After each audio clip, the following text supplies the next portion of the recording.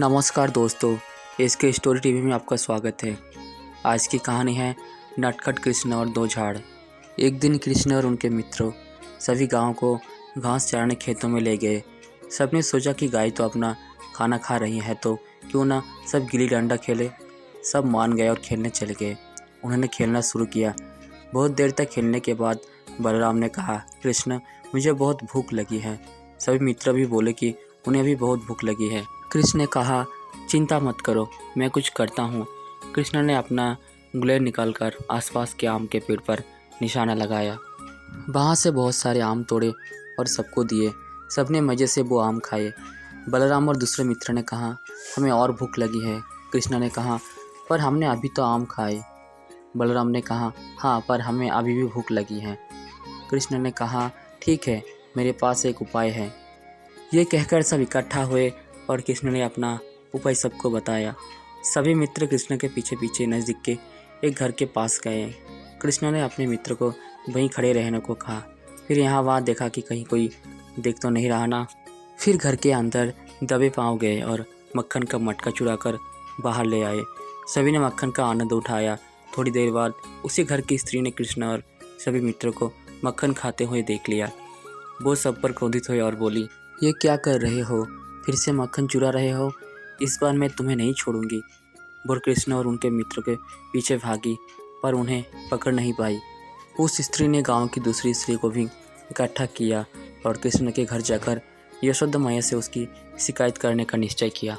कृष्ण के घर पहुंचकर उन्होंने यशोदा मैया से कहा, कृष्ण बहुत ही शरारती हो गया है। रोज वो हमारे घर आकर मक्खन चुराता है और खा जाता है। दूसरी स्त्री ने कहा, कृष्ण गांव के दूसरे बच्चों को भी बिगड़ रहा है, तुम्हें इस बारे में कुछ करना चाहिए। यशोदा मैया ने कहा, माफ़ करना, मैं ज़रूर कुछ करूँगी। सबके जाने के बाद यशोदा माँ ने कृष्ण को बुलाया। वो बहुत ही क्रोधित थी, इसलिए कृष्ण पर चिल्लाई। वो कृष्ण को मारने के लिए उनके पीछे दौड़ी और कृष्ण वहाँ से भाग गए। यशोदा माँ भी उनके पीछे पीछे दौड़ी और इस बार उन्हें पकड़ लिया और कहा, अब मैं तुम्हें सजा दूँगी।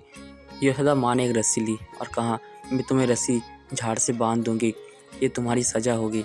पर कृष्ण वापस वहाँ से बच निकले। यशोदा माँ वापस उनके पीछे दौड़ी पर उन्हें पकड़ नहीं पाई। अंत में वो थक कर बैठ गई।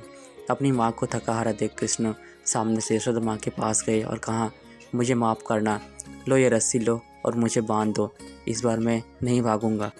यशोदा माँ ने कृष्ण को बांधने की कोशिश की पर रस्सी बहुत ही छोटी थी, इसलिए उन्होंने कृष्ण को एक खरल से बांध दिया। अगर कृष्ण हिलते तो खरल को हिलने से आवाज़ आती, क्योंकि खरल बहुत ही भारी था। कृष्ण के मित्र उन्हें दूर से देख रहे थे। अचानक गांव के लोग कुछ बड़ी आवाज़ आने पर इकट्ठा हुए। वो ये देखने आए कि क्या हो रहा है। गांव के लोगों ने फिर देखा कि नन्हे कृष्ण उस बड़े खरल को घसीटते हुए दो झाड़ की ओर ले जा रहे थे। सभी आश्चर्यचकित हो गए। उन्होंने यशोदा माँ को बुलाया, ये बताने के लिए कि कृष्ण क्या कर रहे हैं। कृष्ण उस भारी खरल के साथ दोनों झाड़ के पास पहुँचे और दोनों झाड़ों को नीचे झुकाया। यशोदा माँ और गांव के लोग ये देखकर अचंभित थे। एक गांववासी बोला, वो इतने बड़े झाड़ जो सालों से खड़े हैं, उन्हें कैसे खींच पाया? एक स्त्री बोला, कृष्ण तो बहुत ही शक्तिशाली हैं। जैसे ही दोनों झाड़ नीचे आ गए, एक चमकता प्रकाश आया और दो देवता प्रकट हुए। वो बोले, हम संपत्ति के देवता कुबेर के पुत्र हैं। नारद मुनि ने हमें श्राप दिया था और झाड़वाना दिया था। उन्होंने कहा था कि भगवान कृष्ण के स्पर्श से ही तुम्हें इस श्राप से मुक्त करवा सकता है। ये कहकर दोनों ने भगवान कृष्ण को नमन किया और फिर एक चमकता प्रकाश आया और दोनों अदृश्य हो गए। सभी बहुत खुश थे। उनके मित्र भी जोर से तालियां बजाने लगे। यशोदा माँ ने कृष्ण को अपने पास बुलाया और उन्हें गले से लगा लिया। नन्हे कृष्ण अपने संपूर्ण जीवन में ऐसे कई चमत्कार करते रहे। तो दोस्तों, अगर ये कहानी आपको अच्छी लगी है तो कमेंट्स में ज़रूर बताएं और चैनल पर पहली बार है तो सब्सक्राइब ज़रूर करें। धन्यवाद।